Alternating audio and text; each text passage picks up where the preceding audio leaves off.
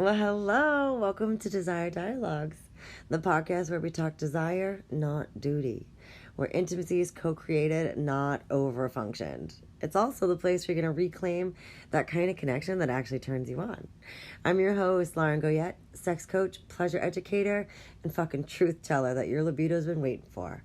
Welcome back to all my listeners on the reg and also my newbies. What's up? So happy to be there for you today. And I'm really glad this traveled up into your ears.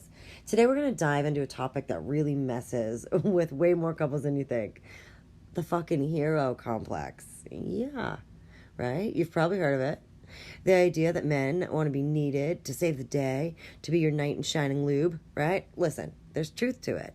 But when this gets warped or like weaponized, it really can suck the life out of sex, out of that connection, and right out of the relationship, right? Let's unpack it, flip it, talk about what actually makes your partner rise up and what secretly shuts down that connection. So, what is the hero complex, really? Well, the hero complex is a psychological pattern, often in men, where their self-worth kind of gets tied to being needed, fixing things, rescuing someone, right? Every man has this, and it may be a little bit higher in some than it is in others. In relationships, it may sound like, I just want to make you happy. Let me solve it for you. If I'm not useful, I'm not wanted. On a paper, it sounds sweet, right? But in practice, it's a trap. Because over time, it really creates this dynamic where your partner only feels vulnerable when you're struggling, not when you're thriving, right? And worse, you may start like dimming your own voice, your needs, your power, just to keep him feeling in this heroic energy, right? That's not love. That's emotional codependence in lingerie. So, like, let's talk about how this can be showing up in the bedroom, right? Into the erotic realm here, it's like if your partner's sense of worth is like based on saving you and your sexuality is rooted in receiving but not asking, you may end up with sex that's performative, right? A partner who feels comfortable only when you're in distress. And then zero space for you to be like a wild, messy, curious lover or even in charge. But like, why? Because when you're like, bringing in an empowered desire, like, I want to try being in control, it can threaten that hero role, right? So he's not saving you, he's watching you lead. But if he's not secure in himself, that's where you can feel this loss of identity. So, hear me out. Before you go burn this cape, you don't need to destroy the part of him that wants to protect and please, right? That instinct is deep and it's beautiful. You're going to reframe it a little bit, right? So instead of, you complete me, try, I love how we bring out the best in each other. Or if you're on like a date, right? Say you're on a date and maybe they like just fix something on your car. You can't be like, oh my God, thank you so much. I don't know what I would have done without you. You are the best, blah, blah, blah, blah. You're just building them up, and it doesn't feel real, right? It feels over a bit, you're doing it. You're overdoing it. And they feel it, and they see that. And then when you do that, they're going to always possibly feel the need to go over, above, and beyond, and you'll make this pattern of they need to hear that to even feel like it's valued. So when you, like, cool down a little bit, come back down to a sender, and you're like, wow, that was really great, thank you.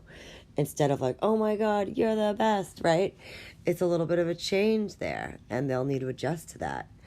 And there's a few other things like, okay, you're the only one who can make me feel sexy, right?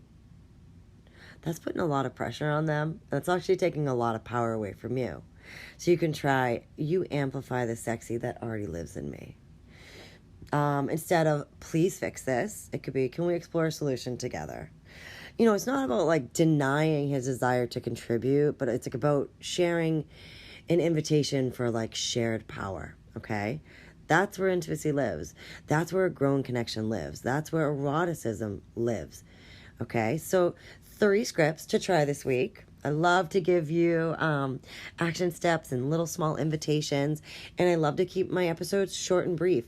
Bing, bang, boom, little punches, putting in the education. So a couple of phrases this week we could do. Number 1, to recreate, maybe like reclaim this co-creation, right? You could say something like, I love when we both bring ideas into our sex life. It really makes me feel like we're equals in our pleasure. Number two, you can invite without over functioning, right? You could say, I trust your instincts. I don't need fixing. Just someone to witness me. That alone turns me on. Number three, you could mirror his strength without shrinking, right? You could say, you're strong and so am I. Let's see what happens when both of us show up with that same energy in the bedroom. You could say, you're not too much. You're not bossy. You're not ruining the romance by being direct, right? You're showing him like a new kind of way of connection, one that's built on reality, not roles, okay? So you don't have to worry about who's taking on the lead. You can both lead, right? You can both utilize your energy in the bedroom in the same way, or on a date, or doing chores, right? Unless you just want to sit back, let them do all of them, then you could totally... No, I'm just kidding. Don't manipulate. But yeah, so hey, if this episode made you realize that you're a little, you're a little bit like over-functioning while secretly craving more balance, it can be time to pivot. And I hope that maybe this just gave you a little something to think on, a little something to chew on. If you want to further the conversation, DM me on Instagram at Lauren Goyette. Tell me which script or shift you're going to try this week. And if you want the real tools for communicating desire without shrinking, tiptoeing, come hang out with us in the Pleasure Collective. You'll get scripts, strategies, and a sister word, like where we just rewire how we speak, how we receive, and how we really reclaim love and sex for ourselves. So thanks so much for listening. You're not asking for too much, all right? You're asking for the right kind of connection with the balance that you crave. Pleasure is your birthright, my friends. I'll see you next time.